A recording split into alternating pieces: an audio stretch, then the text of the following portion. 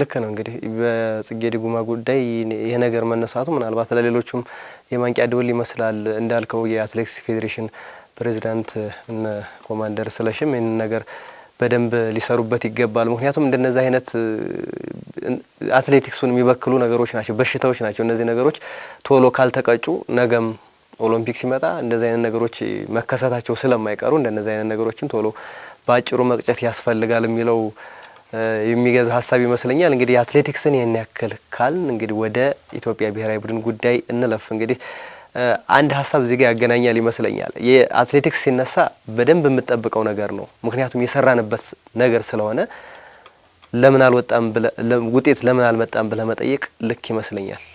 እግር ኳስ ላይ ስንመጣ ግን ባልሰራንበት ነገር ላይ መጠየቅ ልክ አይደለም ብዬ አስባለሁ። ምክንያቱም አትሌቲክስን በደንብ የሰራንበት ነው፣ በደንብ የምንታወቅበት ነው፣ በደንብ የሚሰራበትም ነገር ስለሆነ ያ ነገር ለምንድን ነው ያልወጣው ለምን ከክብራችን ዝቅ አልን ብሎ መጠየቅ በጣም ትክክለኛ ጥያቄ ይመስለኛል። በኢትዮጵያ እግር ኳስ ውስጥ ግን እንደነዚህ አይነት ጥያቄዎችን መጠየቅ የለብንም ማለት አይደለም፣ ግን ስንጠይቅ ግን እስከምን ድረስ ነው የሚለው ጉዳይ ለማያያዝ የሚመች መስሎ ስለታየኝ ነው ማለት። ምክንያቱም እንደዚህ አይነት ነገሮች በደንብ እንትን የሚሉ ነገሮች ናቸው። ምክንያቱም የኢትዮጵያ አትሌቲክስ ሲነሳ በደንብ የምጠብቀው ነገር አለ። ወርቅ ነው የምጠብቀው፣ አንደኝነትን ነው የምጠብቀው ሁሌም። ምክንያቱም የሚሰራ ነበር ከታች ጀምሮ የሚሰራ ነገር ስለሆነ የኢትዮጵያ እግር ኳስ ግን ብዙ ችግሮች አሉበት፣ ብዙ ያልሰራናቸው ነገሮች አሉ። ስለዚህ ባልሰራንበት ነገር ላይ የግብጽን ደረጃ አይተንና የኛን ደረጃ አይተን እንዴት ግብጽን ሳታሸንፍ ተቀራለ ብሎ ይሄን ሁሉ ውርጅብኝ መውረድ እኔ ልክ ነው ብዬ አላስብም። ጥያቄዎቹ መጠየቅ እንዳለባቸው ምንም ስሜት ነው፣ ሀገር ነው። በእርግጥ የሚነሱ ነገሮች አሉ። ያገነነውም ነገር የግብጽን ነገር ከጂኦፖለቲክሱ ጋር ተያይዞ ይመስለኛል። ከእግር ኳሱ ውጭ መቼም ያገነነው ነገር ይሄ ይመስለኛል። ምክንያቱም ከዚህ በፊት በጅቡቲ አቻ ተለያይተናል። የዛን ይሄን ያክል አልተነሳም ይሄ ነገር። በእርግጠኛ ብዙ ጊዜ እንደዚህ አይነት ፕሮግራሞችን ስንሰራ ነበር፣ ስናወራ ነበር እዚህ ስቱዲዮ። ግን እንደዚህ አይነት ነገሮች ሲነሱ አልሰማንም። በዚህ ሳምንት ግን በጣም ለየት ብሎ የጮኸ ጉዳይ ነበር። እንግዲህ ምንድነው ያለው ነገር? እስከምን ድረስ ያስኬደናል? ትችቱ መጮህ እስከምን ድረስ ያስኬደናል? እስከምን ድረስ ነው ለውጥስ የምናመጣው የሚለው ነገር እየዳሰስ ነው እንሂድ ማለት ጥሩ ነገር ነው ያነሳው። ማለት አትሌቲክሱ ላይ እኮ እኛ ሁለተኛ ስንወጣ ማንንም ኢትዮጵያዊ ደስተኛ አይደለም አይደል? ለምን ብለህ ስትል ምክንያት በቂ ምክንያት ስላለው አይደል? የለመደው ወርቅ ነው። በዛ ውድድር ላይ የተሻለ ታሪክ ያለን እኛ ነን፣ የተሻለ ውጤት ያለን እኛ ነን። ስለዚህ ሁለተኛ ስትወጣ ለምን ብሎ ይጠይቃል። የሌለውን ነገር አይደለም እየጠየቀ ያለው ህዝቡ፣ ያለውን ነገር አለን፣ እንችላለን፣ አሳይተናል፣ በተግባር አረጋግጠናል ብለናል። እኛ ብቻ ሳይሆን ዓለምም እኛ ኢትዮጵያውያን ሁለተኛ ስንወጣ ይነጋገራል። በቃ ዓለምም የለመደን ከፊት ስለሆነ ይሄ እውነት ነው። ወደ እግር ኳሱ ስንመጣ ደግሞ ከዚህ የተለየን ነን። ወደ እግር ኳሱ ስንመጣ ከዚህ የተለየን ነን። ከግብጽ ጋር ስንጫወት ግብጽ እንደሚያሸንፍ ለመናገር ምንም ስሌት አያስፈልግም። ሊያሸንፉን ይችላሉ። ለምን? በታሪካችን፣ በወቅታዊ አፈጻጸማችን፣ ለእግር ኳሱ በሰጠነው ትኩረት ብዙ የእግር ኳስ መመዘኛዎች አሉ። ብዙዎቹን ከኛ ይልቅ እነሱ ያሟላሉ። ባያሟሉ እንኳን ለማሟላት እነሱ ይቀርባሉ። እኛ በተቃራኒው ነው። ስለዚህ ግብጽ ሊያሸንፈን ይችላል። እኛ ልናሸንፍ የምንችልበት እድል ካለ የዕለት ጉዳይ የሚባለው እግር ኳስ እድል ነው የሚባለው ነገር ተጠቅመን ካልሆነ በስተቀር በስራ በብቃት በምን ከሄድን ግብጽ ሊያሸንፍ ይችላል። ስለዚህ ማንም ይሄንን ያውቃል። ተጫዋቾቹም እኮ የሚገምቱት ነገር አለ። ነገር ግን ወደ ሜዳ ሲገቡ ግን ይሸነፋሉ ብላ አትገባም። ግን ይህን ታሪክ ቀይሬ ደግሞ እናሸንፋለን ብለው ወደ ሜዳ ገብተዋል። ግብጽን እኮ አሸንፈናታል አይደል? በታሪክም 18 ጊዜ ተገናኝተን 3 ጊዜ ያሸነፍንበት አጋጣሚ አለ። ዋናው ማሸነፍ ነው ወይ ጉዳዩ? ሊያነጋግረን የሚገባው እኮ አሸንፈን ያንን መቀጠል ይዞ መቀጠል ግን አልቻለም፣ መድገም አልቻለም። አሁን ባለፈው ጨዋታን ብናሸንፍ ምን ሊፈጠር? የኢትዮጵያ እግር ኳስ አደገ ማለት ነው? ተለወጠ ማለት ነው? ያለ ጊዜው የሚመጣ ውጤት እኮ ውጤት አይደለም። አፍሪካ ዋንጫ በአሰልጣኝ ውበቱ ጊዜም በሰውነት ቢሻው ጊዜም አልፈናል። ጥሩ ነው ማለፋችን፣ ግን ይዘን መቀጠል ግን ካልቻልን መሰረት የለንም ማለት ነው። ስለዚህ መሰረቱ ላይ ነው መነጋገር። መሰረት በሌለን ነገር ላይ ለምንድን ነው የምንጠብቀው? ለምንድን ነው የምንጠብቀው? ባልሰራው ባላደረግከው ነገር መጠበቅ ተገቢ አይደለም። አሁንም ቅድም አንተ ጂኦፖለቲክስ ምናምን ብለሃል። እሱ አይደለም አሁን ጉዳዩን በጣም ያነጋገረው። ማንም ከፖለቲካው ጋር እንዲያውም ከአሁኑ ይልቅ የባለፈውን የተገናኘው ውጤታችን ተገናኝቶ በጣም የገን ነው። አሁን ግን ይሄ ነገር እንዲገን ያደረገው ስፖርት ስራዬ ብለው ይህ የተቀመጡ አካላት ወጥተው የተናገሩት ንግግር የሰጡት አስተያየት ግን ጉዳዩን አጥዞታል። በጣም ያነጋግረውም ለእኛም ዛሬ ለመነጋገራችን ምክንያት የሆነውም እነዚህ ስፖርቱን በቅርብ እናውቃለን ብለው ልክ እንደኛው ሙያችን ነው ብለው እየሰሩ ያሉ የተለያዩ አካላት፣ ስፖርቱን በቀጥታ የሚሰሩ ስፖርቱን በቀጥታ የማይሰሩ ወገኖች በእግር ኳሱ ላይ የሰጡት አስተያየት ነው ጉዳዩን በጣም ያዞሩ። ሰፊው ስፖርት ቤተሰብ እንግዲህ እነዚህ ሙያተኞች ናቸው፣ እነዚህ ስፖርቱን ከኛ በተሻለ ያውቃሉ ብለው ስለሚያስቡ እነሱ ሲቃወሙ፣ እነሱ ሲናገሩ እውነት አድርገው ተቀብለው አራምደዋል። እኔ በሰፊው ስፖርት ቤተሰብ ላይ ችግር የለብኝም። ነገር ግን እነዚህ ግን ስፖርቱን እናውቃለን፣ ኖረንበታል። ከማንም በላይ የውጭ ስፖርት ነው። እነዚህ አሁን አስተያየት የሚሰጡ ወገኖች በአብዛኛው የውጭ 90% የውጭ ስፖርት ነው የሚሰሩት። ነገር ግን ወደ ግል ጉዳይ መግባት ስለማልፈልግ እንጂ በግል ህይወታቸው ላይ ግን ህይወታቸውን የቀየሩት ግን በሀገር ውስጥ ስፖርት ነው። ታሪክ አጋጣሚ ተጠቅመው በሰሩት ስራ በኢትዮጵያ ስፖርት ውስጥ ተጠቅመዋል። ነገር ግን የኢትዮጵያን ስፖርት ግን የዛን ያህል አይከታተሉም፣ አይጠቅሙም። እርግጠኝነት ይህን አስተያየት የሰጡት ሙያተኞች እነሱ ብቻ አይደሉም። እኔ አሁን አጋጣሚው ከተነሳ አይቀር ካሁን በፊትም ከዚህ ጨዋታ በፊትም በተለያየ ጊዜ ኢቭን ተጫዋቾች አሰልጣኞችም እየተነሱ ለግል ስሜት ፍላጎታቸው ሲሉ በኢትዮጵያ እግር ኳስ ላይ የሚያጠለሽ ነገር የሚናገሩ አሉ። አሁን የምሰጠው አስተያየት እነሱንም ይጨምራል።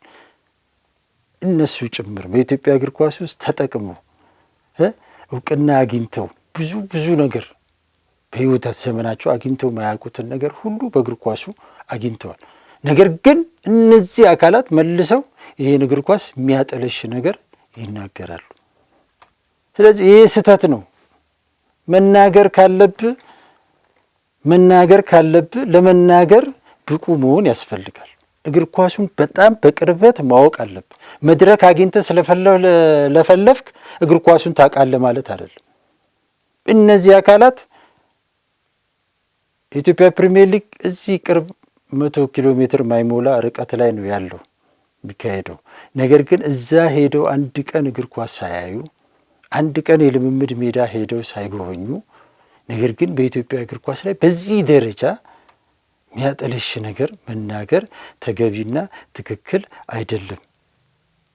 ኢትዮጵያ ብሔራዊ ቡድን ሊሸነፍ ይችላል ብለው መናገራችሁ አይደለም ስህተት። እድምታው ግን ምንድን ነው ለመናገር የፈለጉት ነው። ግምትህን ማስቀመጥ ምንም ነውር አይደለም፣ ስህተት አይደለም። ፋክተር ልንሸነፍ እንችላለን። አንዳንድ ጊዜ እኮ ህዝቡም አላስፈላጊ ነገር እንዳይጠብቅ ስትል ጭምር ልትናገር ትችላለህ። ነገር ግን እንድምታው ግን እሱ ነው። ላይክ ሼር ለማግኘት ብለህ የኢትዮጵያን እግር ኳስ ማጠልሸት ልክ አይደለም፣ ወደፊትም ሊሆን አይችልም። አንድ አጋጣሚ ልንገርክ፣ የሀገር ውስጥ ስፖርትም አይሰራም፣ ምንም አይልም። አንድ ጋዜጠኛ ለምሳሌ ያስቻለው ታመንን ፎቶ ለጠፈና ይሄ ፎቶ በጣም እያነጋገረ ነው አለ። አላዋቂነቱን በጣም የሚያሳይ ስፖርቱን ሳያቅ በቃ አጋጣሚ ላይክ እና ሼር ለማግኘት ብሎ እንደሚናገር የምታውቀው በዚህ ፎቶ ነው። እኔ ብሆን አንተ ብትሆን አስቻለውን በዚያ ደረጃ ቦርጫም ሆኖ ኳስ ይጫወታል ብለህ ልትናገር አትችልም። በጣም ሩቅ እንደሆኑ ለምን ብለው ወቅትና ጊዜ ጠብቀው ሀገር ውስጥ ስፖርት ላይ እንደሚዘግቡ ይሄ አሪፍ ማሳያ ይመስለኛል። ብዙዎቹ ነገርኩ 90% የውጭ ስፖርት ስትለፈልፍ ከርመ አሁን ጊዜና አጋጣሚ ጠብቀ መተ ስለ ሀገር ውስጥ ስፖርት ማውራት መናገር ህዝብን የሆነ አቅጣጫ የሚያስይዝ ነገር ማድረግ እኔ ተገቢና ትክክል ነው ብዬ አልልም። መዘገብ ካለብ ስለ ሀገር የሚሰማ የሚቆጭ ከሆነ እታች ድረስ እየወረድክ ተከታትለ ጻፍ። ቁጭ ብለህ ፌስቡክ እናንተን እየጎረጎርክ ማህበራዊ ሚዲያ ላይ ያለ ነገር እያየክ የምትሰጠው አስተያየት የትም አያደርስም። በስልክ እየደወልክ በምታገኘው መረጃ ስለ ኢትዮጵያ እግር ኳስ እየደመደምክ መናገር ተገቢና ትክክል ነው ብዬ አላምንም። እየሆነ ያለው ይሄ ነው። ስለዚህ ይሄ መቆም አለበት። ትክክል አይደለም። የኢትዮጵያ ብሔራዊ ቡድን በግብጽ 2-0 ተሸንፏል። አዎ ውጤቱን ካልከኝ ጥሩ ውጤት ነው። ከሰራነው አንጻር፣ ካለን አቅም አንጻር፣ ከተጋጣሚያችን አንጻር እኮ ጥሩ ውጤት ነው ያመጣነው። ለኔ ከዚህ በላይ ጎሎች ሊስተናገዱብን ይችላል የሚል ግምትም ነበረኝ። ስብስቡን አይተ አሰልጣኙ ያለውን ልምድ ለዚህ ውድድር ያለውን ግንዛቤ ምናምን ስታይ ብዙ ልዩነቶች ከተጋጣሚያችን ጋር አለን። ምንም የሚያጠያይቅ ነገር አይደለም። ስለዚህ ውጤቱ መጥፎ ብለን ምንለው ውጤት አይደለም። ሁሉ ጊዜ አሁን ሁሉም የስፖርት ቤተሰብ መስተካከል ያለበት ኢትዮጵያዊ በሙሉ ሁሉ ጊዜ ገንዘብ ብቻ እየደመራችሁ አስተያየት አትስጡ። ሁሉ ጊዜ መለኪያው የሁሉም ሰው ተነስቶ ጋዜጠኛውም ተመልካቹም ይሄን ያህል እየተከፈላቸው ለምን ስለከፈልክ ብቻ ገንዘብ ስለከፈልክ ብቻ እግር ኳስ ውጤት ያመጣል ወይ ብለህ ካልከኝ አያመጣም። ገንዘብ ብቻውን ትርጉም የለውም። በገንዘብማ ቢሆን ያው መናገር አልፈልግም አይደል? እንግሊዝ ፕሪሚየር ሊግ ላይ ውጤት እያጡ ያሉት ክለቦችን ተመልከት። ስፔንም ጣሊያንም ሂድ፣ በገንዘብ ብቻ ውጤት ይመጣል። እኛም ሀገር ተመልከት። ሲዳማ ቡናና መቻል ገንዘብ ባወጣ ቢሆንማ እነሱ ጥሩ ክፍያ ከፍለዋል፣ ትላልቅ ተጫዋቾች ሰብስበዋል አይደል እንዴ? ግን ውጤት አምጥተዋል እንዴ? ስለዚህ መለኪያው ገንዘብ ብቻ አይደለም። የኛ ሀገር ተጫዋቾች ገንዘብ ተሰጥቷቸዋል። አዎ ምንም አያጠያይቅም። እየተከፈለ ያለው ክፍያ ብዙ ነው፣ እውነት ነው። ነገር ግን ብዙ መሆኑ በራሱ በእውቀት የተሰራ ሳይሆን ያለ እውቀት የተሰራ ስራ ነው። ስለዚህ ያለ እውቀት በሰራው ስራ እንዴት ነው ውጤት የምትጠብቀው? በቃ ባለፈው ጊዜ ነግሬያለሁ። ከአንድ የ1988 1000 ብር የነበረ ደሞዝ አሁን 600 ሺህ ብር ገብቷል። የተጫዋቾቹ ወይም የግለሰቦች ኪስ አብጧል። የክለቦቹ ግን መንምኗል። አንድም ክለብ እስካሁን ድረስ ገቢ እያገኘ አይደለም። በዚህ 30 ዓመት ውስጥ መንግስት በየጊዜው በሚጨምረው ገንዘብ ነው እያደገ ሄዱ ደሞዙ። ስለዚህ ከስፖርቱ ጋር ተያይዞ የተሰሩ ስራዎች አለመኖራቸውን በተደጋጋሚ ጊዜ ብዙዎች ተናግረዋል፣ እኛም ተናግረናል። በእውቀት እየሰራን ያለነው ስራ የለም። ይሄ ደግሞ የጋራ የሁላችንም የስፖርት ባለድርሻ አካላት የምንባለው ኢቭን ከተመልካቹ ጨምሮ የጊዮርጊስ፣ የቡና፣ የፋሲል፣ የባህር ዳር የምን ደጋፊዎች አሉ አይደል? ውጤት ሲጠፋ መዓት ነገር የሚናገሩ ነገር ግን 10 ብር አዋጣ ሲባል ግን ምንም ባላዋጣ ሁኔታ የሚጠይቅ ሁሉ ጊዜ ኢትዮጵያ ውስጥ ጠያቂ ብቻ ነው ያለው። እሱ ሲጠየቅ ነው ይላል። ስለዚህ ሁሉ ጊዜ መጠየቅ፣ ሁሉ ጊዜ ሰው ላይ መጠንቆል ለዘመናት ምንም አልሰራም በኢትዮጵያ ስፖርት ውስጥ። እሱ አይደለም። ሁላችንም የራሳችንን ድርሻ ሚና እንወጣ። ያን ጊዜ ለውጥ ይመጣል። እንደው ከገንዘብ ጋር በተያያዘ ማለት እዚህ ሀሳብ ለመጨመር በደንብ እየተነሳ ያለ ሀሳብ ስላለ ነው። አጠቃላይ እንግዲህ ይሄ የብሔራዊ ቡድን ከተሸነፈ በኋላ የሚነሱ ሀሳቦች አሉ። ከዚህም በፊት የሚነሱ ሀሳቦች አሉ። ለተጫዋቾች የሚከፈለው ገንዘብ ልክ አይደለም ለማንሳት ሞክረሃል አንተም። ገንዘብ ብቻውን ውጤት አያመጣም፣ እግር ኳስ ሊያሳድግ አይችልም። የሚያበረክተው አስተዋጽኦ አለ ገንዘብ። በገንዘብ ምን ያክል እግር ኳሱ እንደሚጠቅም አይተናል እኮ። ሌሎች ሀገራትንም ተሞክሮ መውሰድ እንችላለን። ምንም ጥያቄ የለውም። ከሱ ላይ ጥያቄ የሚነሳ ጉዳይ አይደለም። ግን ተጫዋቾች ይሄን ያክል ገንዘብ መከፈል አይገባቸውም የሚለው ላይ ጥያቄ አለኝ። ሊከፈላቸው ይገባል። እነዚህ ተጫዋቾች ኬሪራቸው አጭር ነው። እንደማንኛውም ሰራተኛ እስከሚሞቱ ድረስ ወይም ደግሞ እስከሆነ ድረስ የጡረታ ወይ ምናምን የሚሸፈንላቸው አይደለም። ለምሳሌ መሐመድ ኑር ናስርን እናንሳ። መሐመድ ኑር ናስር ተጎዳ፣ ከውድድሩ ውጭ ሆነ። ከዚህ አመት ውጭ ሆኗል አይደለም። ሲመለስ ያለውን እድሜና አሁን ሲመለስ ያለውን ጨምርበት። ከዛ በኋላ ራሱን ፈልጎ ለማግኘት የሚወስደውን ጊዜ ጨምርበት። ከዛ በኋላ የልጅ እግር ኳስ ቢያቆም ምንድነው የሚሆነው? ምንድነው ቤተሰቦችን ማስተዳደር የሚችለው? በምን ነው ማስተዳደር የሚችለው? ልመና ላይ ሊወጣ አይደለም። ስለዚህ ገንዘቡ ላይ ጥያቄ ማንሳት ተገቢ አይደለም ብዬ ነው ማሰበው እኔ እንደግል። ምክንያቱም እነዚህ ልጆች ኬሪራቸው አጭር ስለሆነ የሚከፈለው ገንዘብ በምን መንገድ እናስኪደው፣ በምን መንገድ እግር ኳሱ እንዲጠቅም እናድርገው የሚለው ጥያቄ መነሳት አለበት እንጂ ለምን 600 ሺህ ብር ከፈልክ ወይም ደግሞ ለምን 500 ሺህ ብር ከፈልክ ብለህ ማለት አትችልም። ደረቅ ሜዳ ላይ ያጋጋጥክ እግሩን እየሰበርክ እንዴት አድርገህ ነው እነዚህ ልጆች 600 ሺህ ብር ከፍያለሁ ብለህ እንትን ልትል የምትችለው? እና ከዚህ ላይ በደንብ ግንዛቤ መወሰድ አለበት ብዬ ነው ማስበው። ቀደም ሲል እንደገለጽኩልህ ነው። አሁን ለተጫዋቾች ለምን ብዙ ብር ይከፈላል የሚሉ የተለያዩ መመዘኛዎች አሉት። አሁን አንተ የምትለው አንዱ የአጭር ጊዜ ስለሆነ የኳስ ህይወታቸው ትላለህ። ሌላው ደግሞ እግር ኳስ መዝናኛ ነው አይደለ? ስለዚህ መዝናኛ ከሆነ ያ የመዝናኛ ገቢ የሚገኘው ደግሞ ከህዝብ ነው። ስለዚህ ከህዝብ ለማግኘት ህዝቡ በደንብ እንዲዝናና በደንብ እንትን ተጫዋቾቹን በደንብ በገንዘብ ማበርታት መቻል አለባቸው። ፎከስ ሙሉ ትኩረታቸውን እግር ኳስና እግር ኳስ ላይ እንዲያውሉ ለማድረግ ኢኮኖሚካሊ ችግር እንዲኖርባቸው አይፈለግም። ወይኔ ይህን መብላት ፈልጌ ነበር ግን ገንዘብ የለኝም፣ ይህን መግዛት ፈልጌ ነበር ግን ገንዘብ የለኝም እንዲሉ አይፈለግም። ስለዚህ ገንዘብ በደንብ እንዲከፈላቸው፣ ራሳቸውን እንዲጠብቁ፣ ከህዝብም እንዲርቁ። ገብተዋል። ህዝብ አይደል እነሱን ከፍሎ ገብቶ የሚያየው። ስለዚህ እነዚህን ሰዎች ለማየት የሚችለው ሜዳና ሜዳ ላይ ብቻ እንዲሆን ታሳቢ ስለሚደረግም ሌሎች ብዙ ምክንያቶች አሉ ሊከፈላቸው የሚችሉ። ነገር ግን የእኛን ሀገር የክፍያ ሁኔታ ጥያቄ ምልክት ውስጥ የከተተው ምንድን ነው? ተጠቃሚዎቹ ክለቦቹ ብቻ፣ ተጫዋቾቹ ወይም አሰልጣኞቹ ብቻ ናቸው። ክለቦቹ ተጠቃሚ አልሆኑም ከሴክተሩ።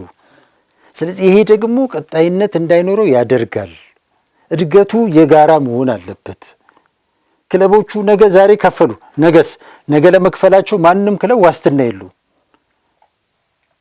በእኛ ሀገር ተጨባጭ ሁኔታ።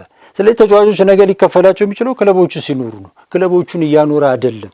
ስለዚህ ተመጣጣኝ ባለመሆኑ ምክንያት የተፈጠረ ነው የሚለው ነገር ነው እንጂ አንተ እንዳልከው ለተጫዋቾቹ ከዚህ በላይም መክፈል ይቻል ነበር፣ ይከፈል ነበር። ለምን አልተከፈለም?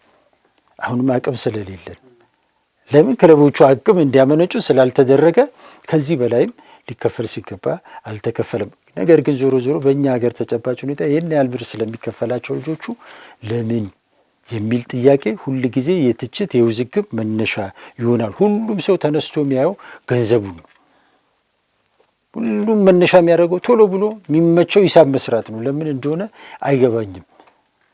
ከዛ የበለጠ ግን ስርዓቱን በደንብ መፈተሽ፣ ማየት፣ መናገር ይቻላል። ዝም ብሎ ከመተቸት ደግሞ እንደባለፈው ጊዜ በፋክት በፊገር መተቸት ከቻልክ የሚሰማ የሚያዳምጥ አካል አለ ኢትዮጵያ ላይ፣ እርምጃ የሚወስድም አካል አለ።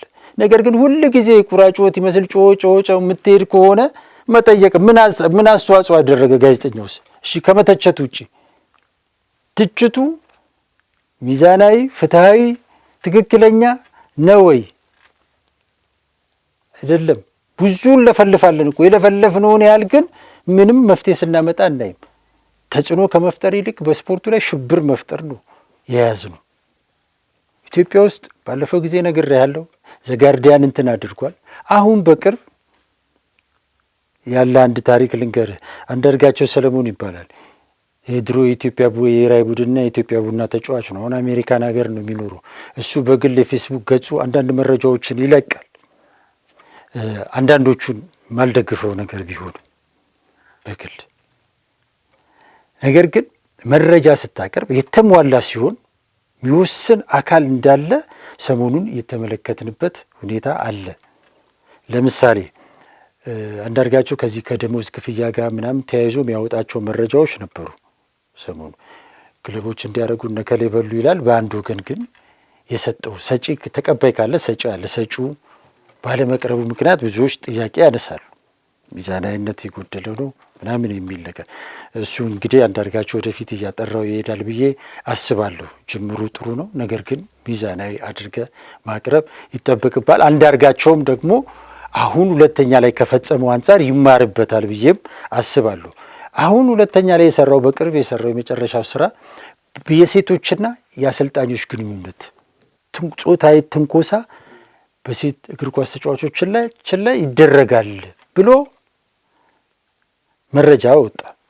እዛ መረጃ ላይ ምን አቀረበ አንዳርጋቸው? ልክ እንደ ደሞዝ ወይም እንደ ፊርማ ክፍያው የአንዱን ወገን ሳይሆን ሁለቱ አሰልጣኟና ተጫዋቹ የተመላለሱትን የስልክ ልውውጥ መረጃ አቀረበ። ከዛ ያንን ያዩ የክለብ አመራሮች ብቻ ሳይሆኑ የአዲስ አበባ ስፖርት ኮሚሽን ይሄ ጉዳይ ሲሪየስ ጉዳይ ነው ብሎ ጉዳዩን ወደ ማጣራት ነው የገቡት። ሲያጣሩ ያገኙ መረጃ እውነት መሆኑን አረጋገጡ። አሰልጣኙን አገዱ። እንዲህ ነው ስራ ከሰራክ መስራት ያለብህ። ማስረጃ መረጃ ካለ የሚወስን አካል አለ። ሁል ጊዜ ግን ትችት ብቻ ሚዛና ያልሆነ ነገር የምታቀርብ ከሆነ ግን ለስፖርቱ ምንድን ነው የጠቀምኩ? ምንድን ነው የተማርነው? አሁን ከሰሞኑ ውዝግብ እግር ኳሱን እንድጠላ ከማድረግ ውጪ እግር ኳሱን እንዲጠቅም የተደረገ ምንድን ነው የቀረበው መፍትሄ? ስለዚህ ይሄ ትክክል አይደለም። ልጆች ማሸማቀቅ ተገቢ አይደለም። ለተጫዋቾች ገንዘብ ብቻ መስጠት ሳይሆን እውቀት መስጠት፣ ምቹ መደላደሎችን ማድረግ ያስፈልጋል። አስቻለው ታመነን በተመለከተ እየቀረበበት ያለው ነገር ቅድም ያልኩክ ነው። አስቻለው ታመነ በኢትዮጵያ ፕሪሚየር ሊግ ውስጥ ለመጀመሪያ ጊዜ መጫወት የጀመረው 2008 ዓመተ ምህረት ነው። ያን ጊዜ መሐመድ ሳላ የቼልሲ ተጫዋች ነው። በዓለም ትልቅ መድረክ ላይ ይጫወት የነበረ ተጫዋች ነው። አስቻለው ታመነ 2008 እኮ ነው ኢትዮጵያ ፕሪሚየር ሊግ ላይ መጥቶ መጫወት የጀመረው። እድሜው ስንት ነበረ ሊያነጋግረን ይችላል፣ ግን ምንም ልምድ አልነበረው አስቻለው ታመነ። በዚህ በተጫዋችነት ዘመኑን ካየው 9 ዓመት ነው ምናምን ነው። ሽማግሌ ምናምን ልትለው ምችለው ተጫዋች አይደለም። በእነዚህ 9 ዓመታት ደግሞ በጣም በሀገሪቱ ላይ ትልቁ ሌቭል ላይ የነበረ ተጫዋች ነው። በአንድም አጋጣሚ ቤንች ሆኖ አያውቅም። ከብሔራዊ ቡድን ውጭ ሆኖ አያውቅም። ዋንጫ ሳያገኝ ቀርቶ አያውቅም። እንዳስቻለው በዚህ 9 ዓመት ውስጥ ስኬታማ ስፖርተኛ ብትፈልግ አታገኝም። ነገር ግን አስቻለው በእነዚህ ጊዜያቶች ውስጥ ሁሉ ቦታ ላይ የደረሰው በአጭር ጊዜ ውስጥ በመሆኑ ኢትዮጵያ ብሔራዊ ቡድን ካፒቴን ለመሆኑ እኮ አስቻለው እኔ እንጃ ካልተሳሳቱ 2-3 ዓመት ምናምን አልፈጀበትም። ብሔራዊ ቡድን ካፒቴን ነው። በአጭር ጊዜ ውስጥ ወጣት ቡድን፣ ብሔራዊ ቡድን ምናምን ኦሎምፒክ ቡድን ምናምን ውስጥ ገባ። ይሄ ልጅ ተጫወተ። በዚህ በጣም ትልቅ እውቅና በሀገሪቱ እግር ኳስ ላይ አገኘ። ነገር ግን አሁን ላይ ግን አስቻለውን እንዳረጀ ምንም ብቃቱ እንደሞተ አድርገው ሊተቹት ፈለጉ። ይሄ ተገቢና ትክክል አይደለም። አስቻለው እንዲያውም ከዚህ በኋላ በእውቀት ለሌሎች ለመጪው ትውልድ ልምዱን ምኑን እያካፈለ ሊሄድ ልንጠቀም የምንችልበት ተጫዋች ነው። አሁን ላይ በዛ ጨዋታ ላይ እንግዲህ መጨረሻ ላይ ያሉ ቁጥራዊ አንዳንድ መረጃዎችን ካየ ጥሩ ፐርፎርም ካደረጉ ተጫዋቾች አንዱ አስቻለው ታመነ ነው። ነገር ግን ምንድነው የተፈለገው? ይህ ልጅ በዚህ ደረጃ ለማንቋሸሽ የሚፈለገው ልጁን ብቻስ ነው ወይ ለማንቋሸሽ እየተፈለገ ያለው? ሌሎቹንስ አይደለም? ስፖርቱንስ አይደለም ለማንቋሸሽ እየተፈለገ ያለው? አስቻለው ታመነ ነው እኮ መሐመድ ሳላ ጋር አብሮ ሲጫወት የነበረው። በጨዋታው የመጀመሪያው ጎል ሲቆጠር ያስቻለው ስህተት ነበረ። አዎ መንዳት ካለበት በላይ ርቆ ሄደ፣ ኳሱ ተቆረጠ፣ እሱ ቦታ ላይ ተጣለ፣ ጎሉ ገባ። ያ ስህተቱ ነው እንዳስቻለው። ነገር ግን ከዛ ውጪ ግን በነበረው እንቅስቃሴ ላይ አስቻለው ጥሩ እንቅስቃሴ አድርጓል።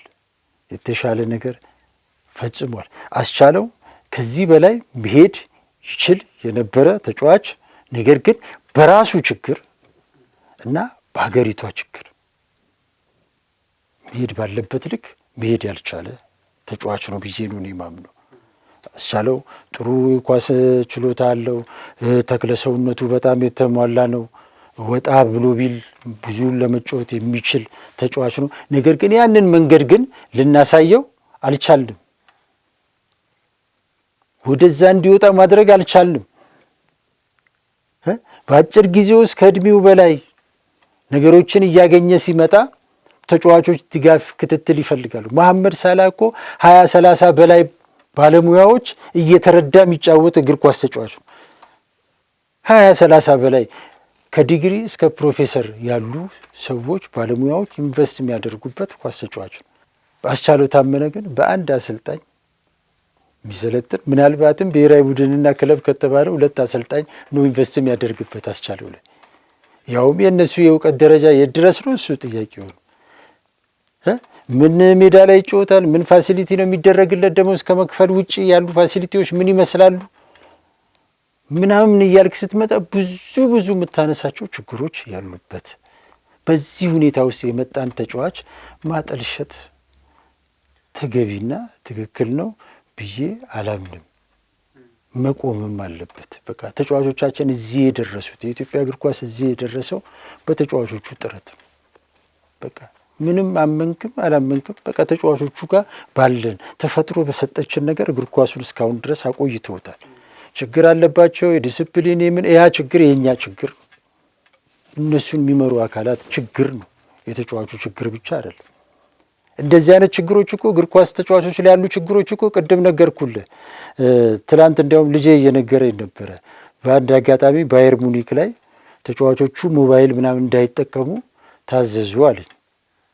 ነገር ግን የተያዘላቸው ሆቴል ላይ ልጆቹ ሙዚቃ እያጮሁ ዳንስ እንትን እያደረጉ አስቸገሩዋል። እንግዲህ እነዛ ልጆች ቀደም ሲል እንደነገርኩልህ ባየር ሙኒክም እንደዛው በለው ትልቅ ክለብ ነው። በብዙ ባለሙያዎች ውስጥ ያለፈ ብዙ ምክር ብዙ ስልጠና የሚሰጣቸው ናቸው። ነገር ግን እነሱ አድርጉ አታድርጉ የተባሉትን ሲያደርጉ ተገኙ።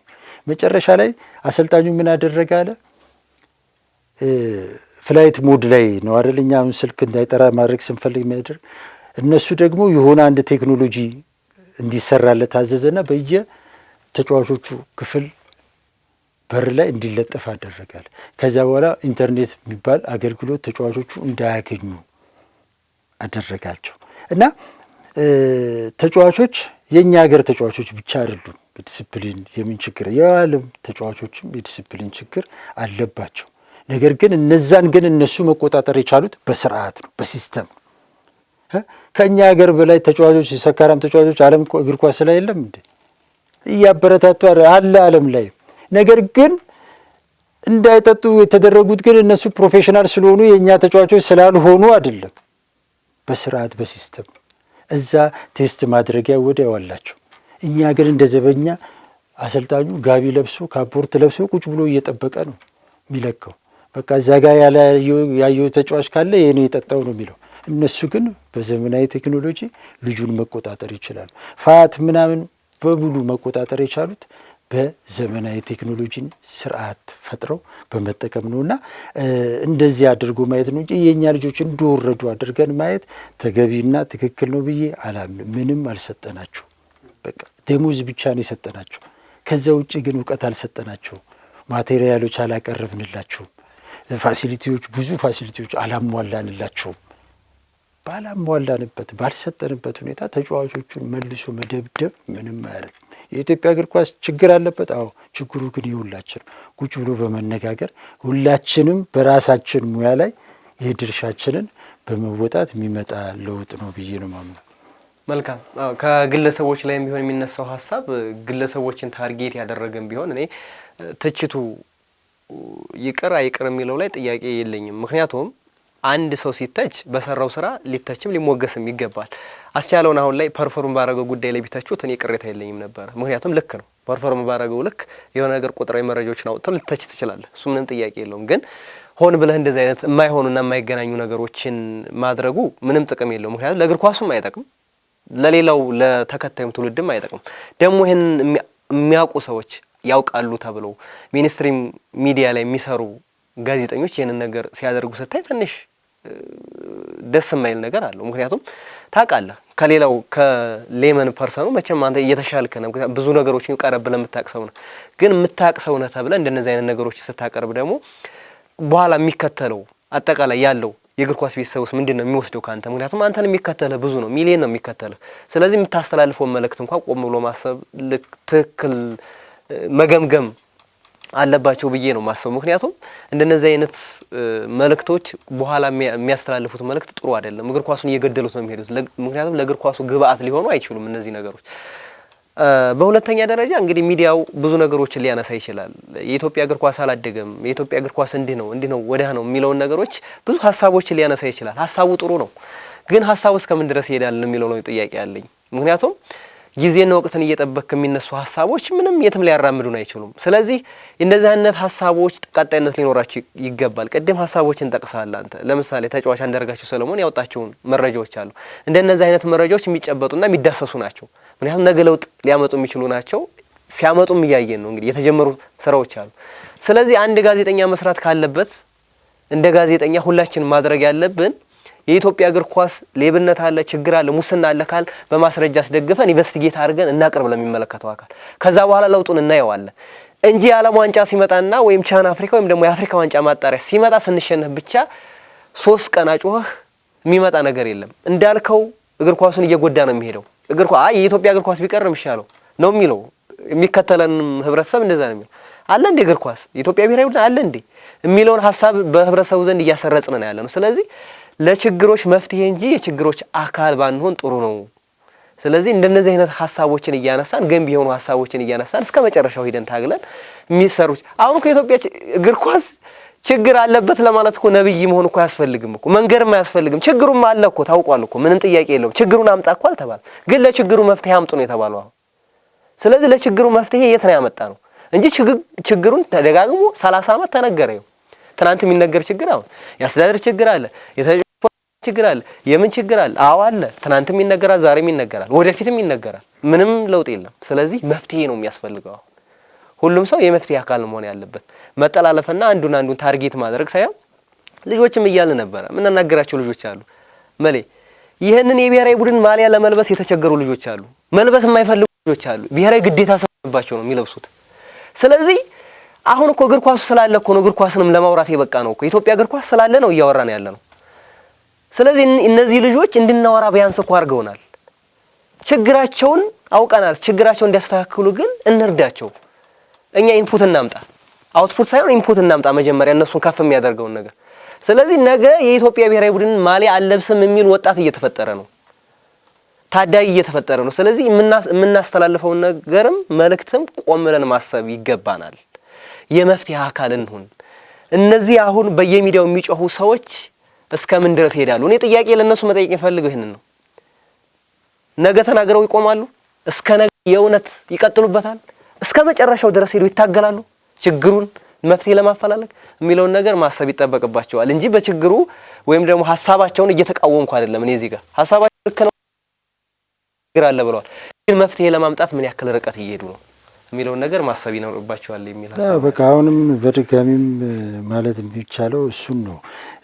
እነዚህ ጋዜጠኞች በተደጋጋሚ ጊዜ በኢትዮጵያ እግር ኳስ ላይ በርካታ ጊዜያት ችግር አለ እያሉ ብዙ ዘገባዎችን ዘግበዋል።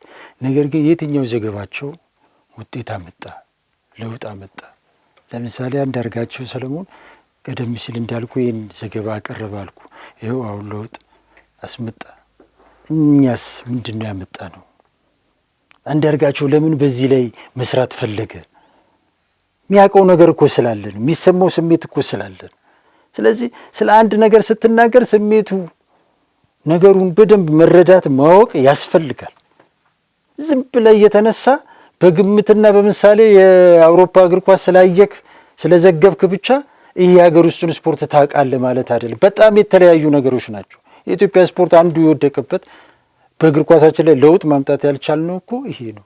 አውሮፓ ላይ እንደዚህ ያስሮጣሉ፣ እኛም እዚህ እናስሩጥ እየተባለ እየተሰራ ነው እኮ ገደል የገባ ነው አንዱ አይደለ እንዴ? ስለዚህ የሀገር ውስጥ ስፖርት ማወቅ ማለት ከውጪ ውጤት እናንተን በጋዜጣ ላይ ወይ በማህበራዊ ሚዲያ ላይ ማንበብ አይደለም። በቅርብ ሆነ ተገኝተ ዳሰ ጋዜጠኝነትም ደግሞ እኮ አምስቱንም የስሜት ሕዋሳቶችን ተጠቅመ የምታገኘው መረጃ ነው አይደል ለውጥ የሚያመጣው እንጂ ስልክ እየደወልክ ወይም ከማህበራዊ ሚዲያ ላይ እያነበብክ የምታመጣው ለውጥ የለም።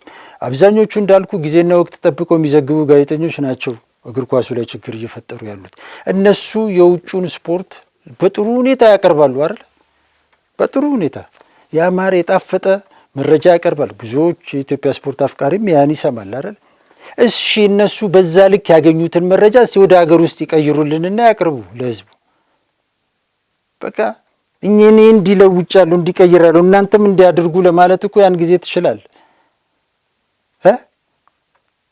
የውጩንም ስፖርት ተርጉመ እየሰራ የሀገር ውስጡንም ስፖርት ከሰራው ላይ ተርጉመ እያቀረብክ አንተ መፍትሄ አቅራቢ እንዴት ልትሆን ትችላለህ?